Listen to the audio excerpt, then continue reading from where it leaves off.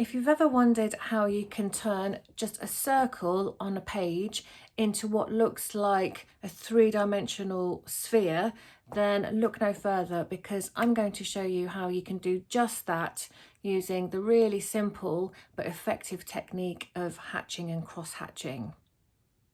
So I love hatching and cross-hatching, and I use it a lot in my drawings. And what we can achieve with hatching and cross-hatching is that we can create a sense of tone.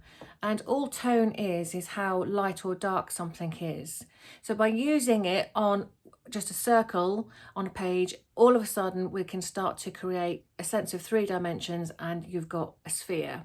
So you can use it as a technique for drawing anything and helping to make it look three-dimensional. So let's have a look at how it works. So at the moment I've got 3 circles on my page, and I've just drawn those by drawing around the inside of that roll of sellotape. So we've got 3 flat circles, and I'm going to turn at least one of them into a sphere by using the technique of hatching and cross-hatching. So I'm using this really nice Derwent Precision pencil. It's quite weighty, but you could use any pencil for this, probably something maybe HB or 2B, probably not anything harder than that. So I'm going to begin, I'm going to imagine that I've got light hitting the top of my circle here. So this is where, because this is the light coming here, this is where this top area is going to be the lightest. So if I'm imagining that this is going to turn into a sphere, then probably this area around here is going to be the darkest. So I'm going to start off with some quite loose and broad hatching lines. So one set of lines like that is hatching. As soon as you put another layer on top, that becomes cross-hatching, and you can put as many layers on top of different directions as you want to. So let's put another layer on, and they're not dead straight. They are a little bit curved. Tiny bit curved anyway.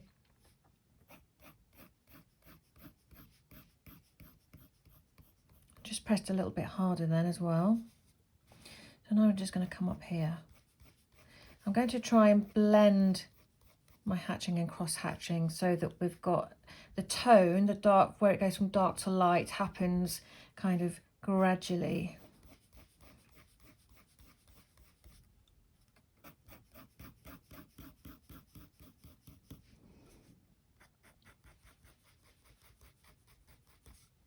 Make those marks a little bit smaller. So I'm starting to build up a sense of tone on the page with my hatching and cross-hatching. What I feel I need to do is now go a little bit stronger down the bottom here. So let's do that. I'm pressing much harder.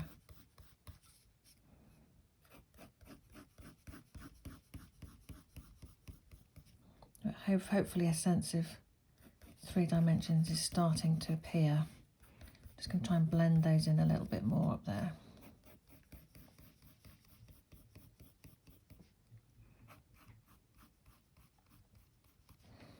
Now you may have noticed that I haven't really gone all the way down to the bottom apart from now. Let's just put a few more in.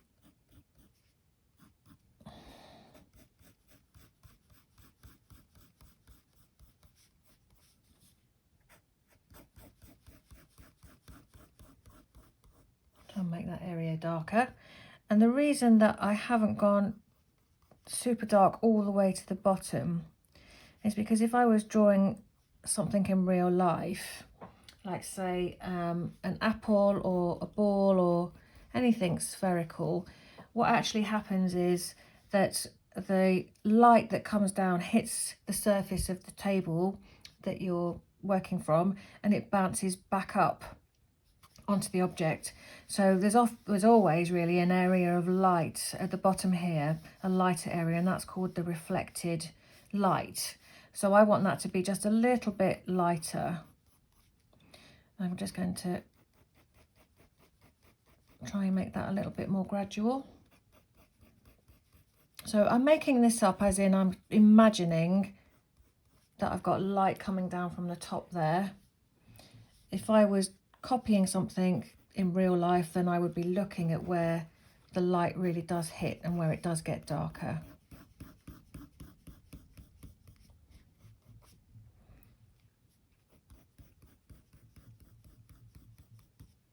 Okay, and I'm just going to put a little bit of an area of shadow under here. And all of a sudden it will look like it's not floating in thin air, but it's actually a ball sitting on a surface.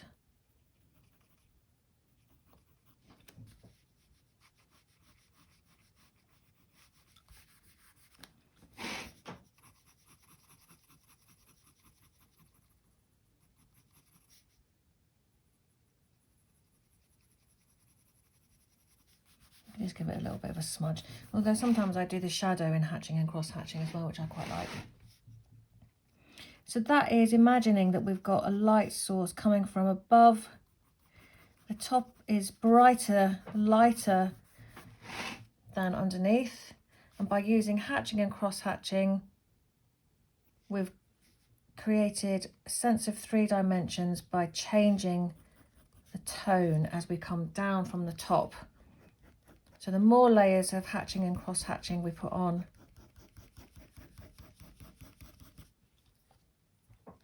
the darker the tone gets. There. I've just made that shadow a little bit rounder underneath there on that one. So let's try another one. This time I'm going to use a colour pencil, and I'm going to imagine that the light source is coming in from the top left. So the light is going to bounce off from here, and this area here will be where the kind of reflected light is. And my shadow was probably going to be somewhere along here. So I'm going to use the same approach, as in I'm going to just start off quite loose and broad. This is just my style of using hatching and cross hatching. Some people prefer to be much more regular with it, and you can achieve a sense of 3 dimensions even just using horizontal lines and vertical lines in your hatching and cross hatching. So we might have a go with that in the next one. I could turn my book round to make it a bit easier for me to do these marks, this hatching and cross hatching, but I want to challenge myself to try and do it like this.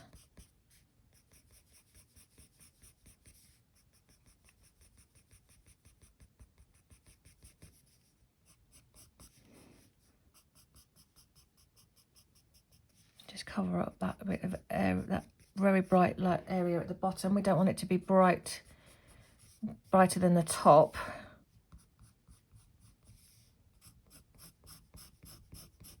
So you see, I'm starting to press a bit harder now.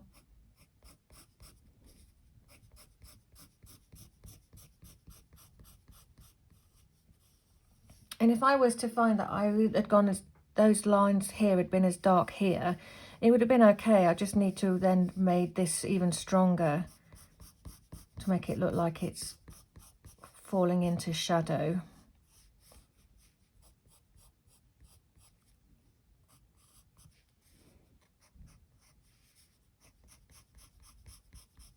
So you might be able to imagine if you were drawing an apple or something like that, and you were doing this technique, you'd be able to really get a sense of it being 3D.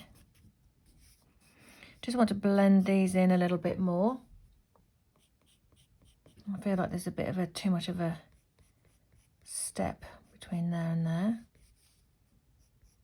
I'll go a little bit more carefully.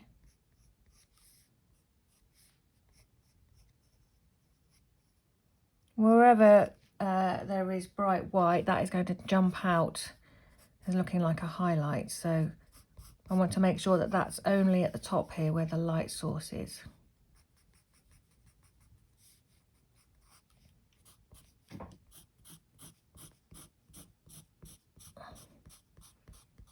Yeah, gonna be brave and gonna cross those ones as well.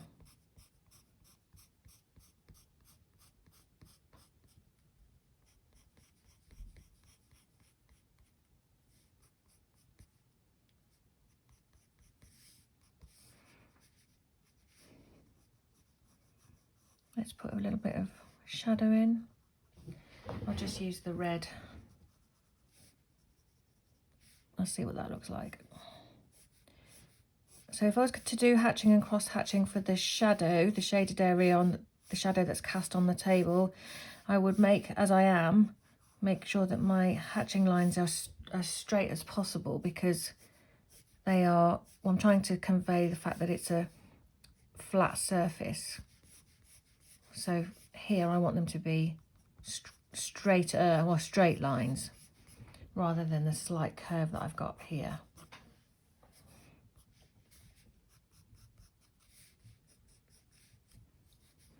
I think I'm just going to knock that back a tiny bit more.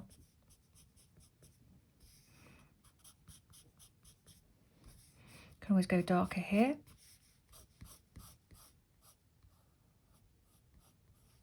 Don't want to overdo it.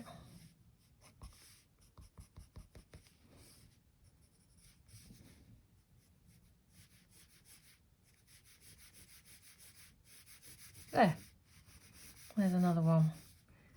Go slightly darker there.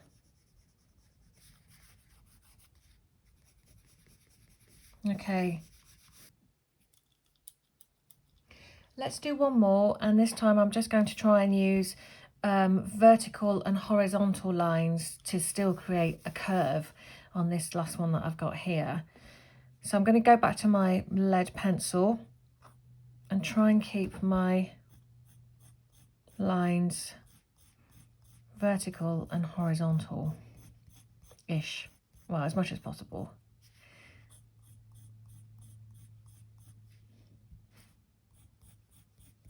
Well, actually not vertical and horizontal, because I'm going to want them coming in different directions, but straighter. That's what I mean.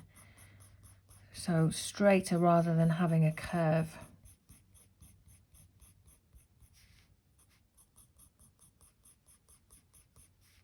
So I'm imagining again that the light source is coming from the top.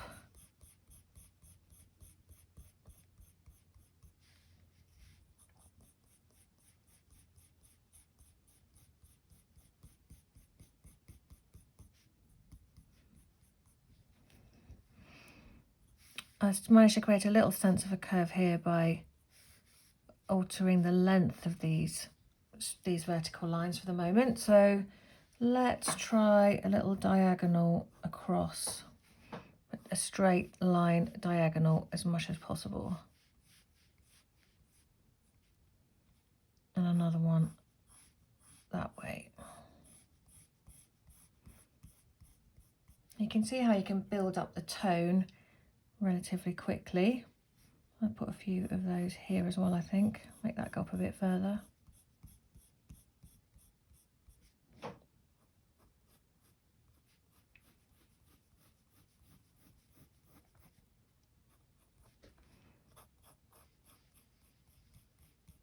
May have gone a bit too far there.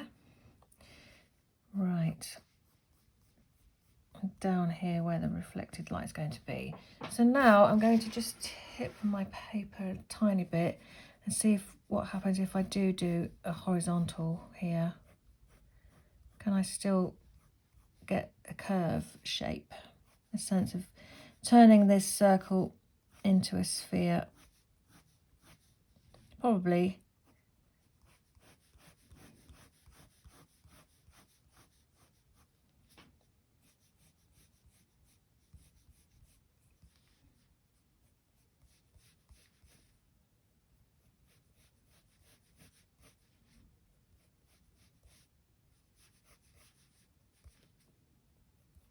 There, coming on, I think. Let's make sure we're going to the edge. Otherwise those bright edges will show up and confuse things. Right.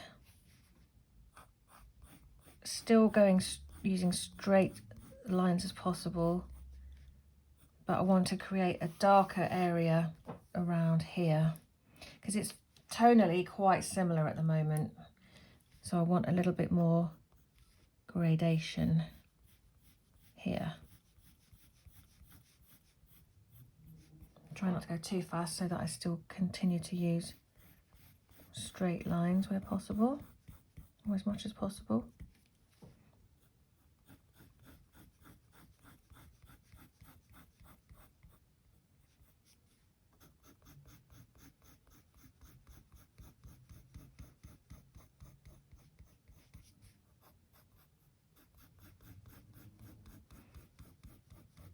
Slowly building up a sense of 3 dimensions.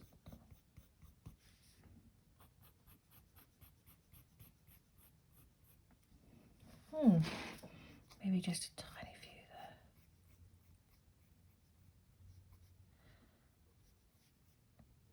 Not bad, not bad.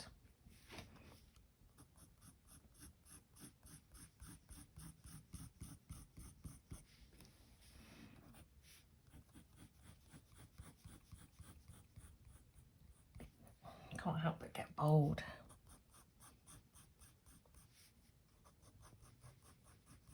So we're trying to just get a really nice gentle gradation between the darker areas and the lighter areas. So I might just have to go even darker here now, I think.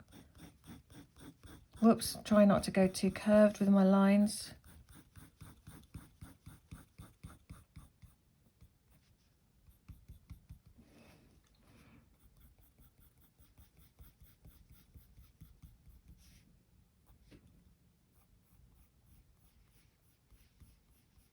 Yeah.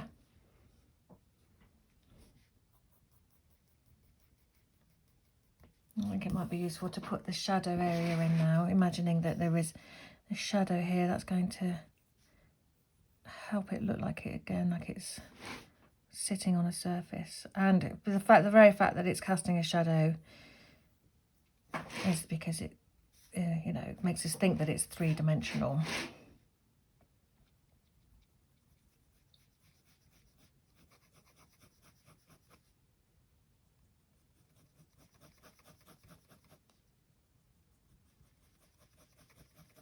So there we go, 3 spheres created from circles using the ever so versatile and effective technique of hatching and cross-hatching.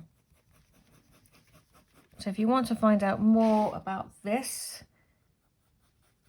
you can follow me on social media, sign up to my weekly-ish email, just check out my website, www.jobeale.net.uk.